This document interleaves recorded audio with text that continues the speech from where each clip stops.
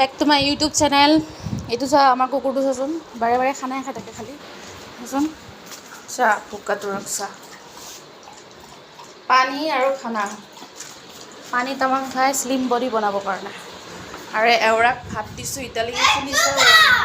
এইটো চাওকচোন আমাৰ মাইৰা ঠাকুৰীয়া, ঘৰৰ গা পা নোধোৱে লেতেৰা হৈ থাকে হয়নে? আৰু ভাত দিছোঁ এতিয়ালৈ ফিনিছে কৰিব পৰা নাই, দেখিছেনে নাই আপোনালোকে?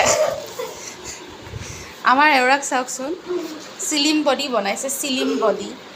পানী ইমান খাই ছিক্স পেক বনাব শুকুনা হৈ গৈছে। আকৌ গৈছে পানী খাবলৈ গাইছ, পানী খাই খাই সি চাওক আকৌ এবাৰ গৈছে। লাইটটো অন কৰি দিবচোন, চোৱাচোন পানী খাই খাই একদম শুকুনা, পেটে নাই তাৰ। চাওক দেখিছে ন? চাৰ্লি আৰু পানী খাবি, আৰু পানী খাবি, আৰু পানী খাবি, পানী খাবি। হা এইটোক চাওকচোন, গা পা নোধোৱা নাই। আৰু এওৰাক চাওক, এইটো গা পা ধুই ফিটিং। তোতকৈ কুকুৰটোৱে ভাল।